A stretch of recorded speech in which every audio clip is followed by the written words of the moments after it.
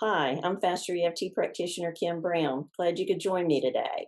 And with us also today is Christin McLeod, a Level IV Eutaptics Practitioner in Oklahoma. Welcome, Christin. Hi, thank you, Kim.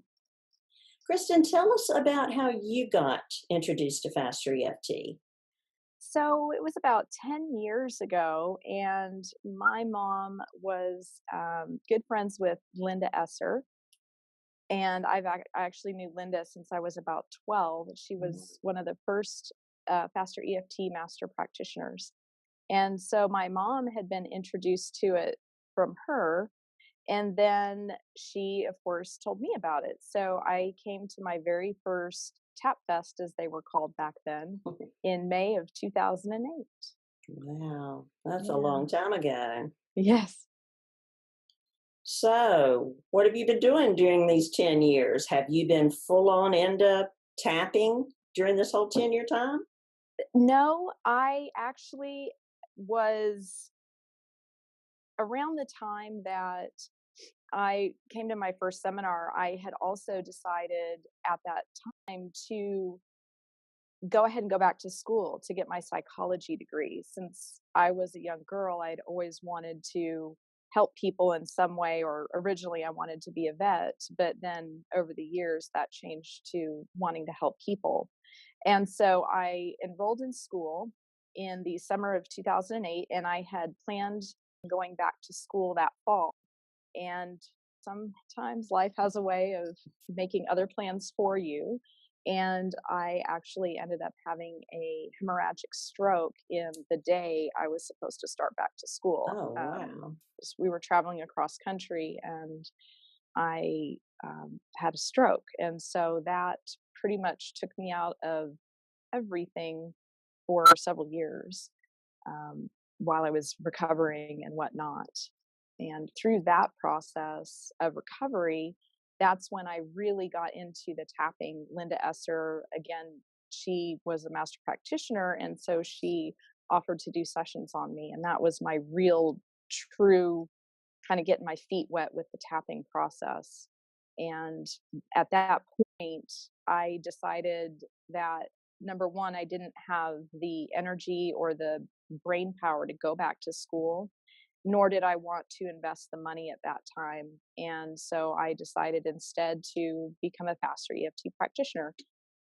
It seemed like a much faster way to accomplish the same exact end goal that I wanted, which was to help people and also to do it more effectively, quite frankly. So you found that it was very effective for you in your situation then, even with limited It cognitive was, ability? I'll be honest, that part of it, I didn't notice a drastic shift for myself at that point in time. I think that the level of brain damage that occurs, or at least occurred with my case, was rather significant. And I don't know that I could have fully grasped uh, changes that were happening. There was just so much going on with my brain, but I knew that the principles of faster EFT resonated with me. I grew up from the time that I was a young girl in the personal development realm, learning about the law of attraction when I was just a preteen, really. And, Wayne Dyer, Deepak Chopra, Marianne Williamson, I mean, you name it. And I studied that as a young girl. So when I started learning more about the principles and foundation of faster EFT, I knew that it was a good match for me. Very So good. I was persistent. And that is a key, isn't it? It is the key. Yes. Many people will say, "Oh, I've read that book. I've heard about that method. I actually went to that conference. It didn't work for me." And often it's because there was no persistence. I didn't practice the method. I didn't do it. Yeah, that is absolutely 100% what I've found in my own life experience, is that it's really easy to go to Barnes and Noble, the bookstore, get whatever book, or order off of Amazon these days, or go to whatever seminar and consume the knowledge, which is fabulous. You absolutely must do that.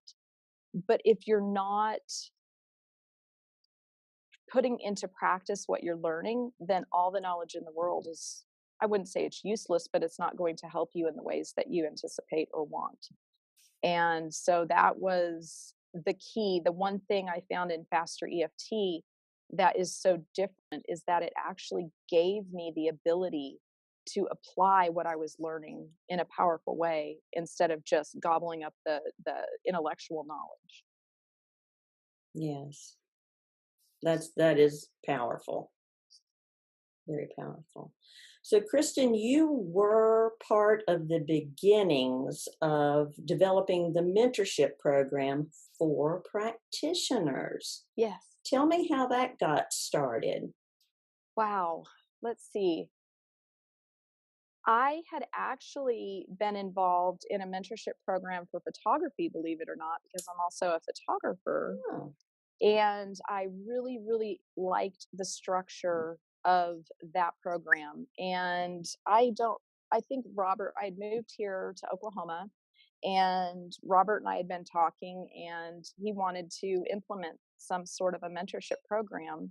And so I basically took what I had learned from the program I was in before and began applying those same principles to the Faster EFT concept. And so, yeah, we developed we did a track B, which I was the mentor for that track. And then we had David Stewart, who did level 1, and then Alan Combies did level 2. And that was such great fun back in those early days. We had really small groups, which I personally feel is really powerful when you've got a really small group and you can everyone connect in a really powerful way and develop that rapport and that sense of community. To me, that's true mentorship. It gives you the one-on-one, but that's what we did back then, and it was just great fun.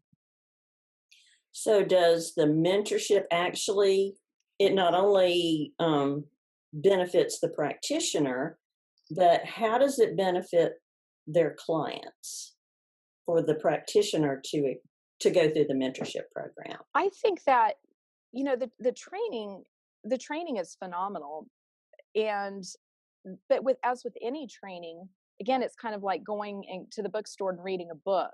So you've got to learn how to put those principles into practice. Training seminars teach you the principles that you need to know, but in order to really become an effective practitioner, I feel that you've really got to know your stuff. Like the more that you know, the more you use in your own practice, the more effective you're going to be as a practitioner. And so, what the mentorship program allowed practitioners to do was to take an extended period of time. We did 6 weeks and take those principles that you've learned in seminar and chunk them down into bite sized pieces where then you can really focus your attention on learning those little pieces at a time. And that, just by virtue of practicing that, you are really incorporating those principles into your own awareness in a way that just going to a seminar would not allow you to do. Right, because being out there in the real world, doing the real work, is completely different than in the sterile classroom, so to speak. Yes, indeed. Absolutely. Yeah. So, what do you love the most about being a practitioner, Kristen? What I love most about being the practitioner is when I have a client who comes to me and they may be on the fence about the process or even flat out skeptical and not know if this is going to help them or not. And what I know as a practitioner is that the process works. Again, going back to the theme of if you work it, it's going to work. Hmm. And so, my favorite thing about being a practitioner is getting those clients and having them question whether this can help them or not, and then getting that text message or that phone call or email a day or two later saying, "Oh my gosh, I can't believe this. Everything has changed. You helped me so much." And it's what I want to do in life is help people. And so that just makes my heart smile so big to know that even though I'm not the change agent, I have facilitated their process. And that just it truly gives me joy to be able to do that. That's beautiful. That's beautiful. And that brick wall behind you makes me think of myself when I first came to Faster EFT. Nope, nobody's getting through here. But now there's a big, beautiful window and gorgeous scenery. That is awesome. So, Christin, if you had one message that you would love to ask our viewers today to consider, what would that message be? That is a good question. It sounds cliche, but really, that message for me would be that your life is 100% up to you. And we all do it as humans. We look at circumstances in our lives and we want to blame the world for why things aren't going the way we want them to go. And I have plenty of those moments myself still. I probably always will. I'm human. But the more that I go through learning and practicing what I preach, so to speak, the more I realize it really is about me. It's an inside job, and nothing outside of me is going to fix or change anything. In fact, my bank account was hacked last week, Oh, wow. and somebody asked me, so somebody made the comment, I bet you feel really violated. And I sat back and I thought, I actually don't feel violated. And I didn't, even from the moment I found out, I did not feel violated. And what I attribute that to is that I realized that violation implies taking something personally. And I know that that person who did that, they don't know me. Like, I could take it personally. Many people do. But if I'm being realistic, it's not personal. They don't know me. And therefore, I wasn't violated. I was just a number out of a lottery bag of credit card numbers that they were able to grab. And I happened to be the lucky winner in that case. But my point is that I could have looked at that and seen that, put blame on that person, but I don't know their life situation. I don't know anything about what's going on. And for me to go around life and take everything personally like that, it only makes me miserable.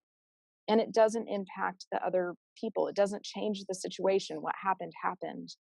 And, it's a silly example and it's a minor example, but that's the sort of attitude that I think we're better served as humans to approach life with.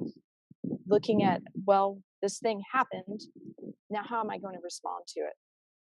And taking responsibility for that. You can't change the things that happen to you, but you can change how you happen to those things. And I think if we all lived our lives more that way, that it would be a different world. Oh, absolutely. That was powerful. That was not a minor example. That was very powerful. Thank you. You're welcome. Thank you. Well, Christin offers Skype sessions, I'm assuming? Yes, I do Zoom sessions. Zoom and in person here in Oklahoma City. Okay. So if you would like to get in touch with Christin, I'll have her information at the end of this video.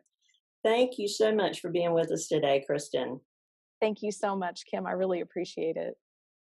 And Christin and I thank all of you for watching today. Remember, no matter what you've experienced in the past, today is a new day. See you next time.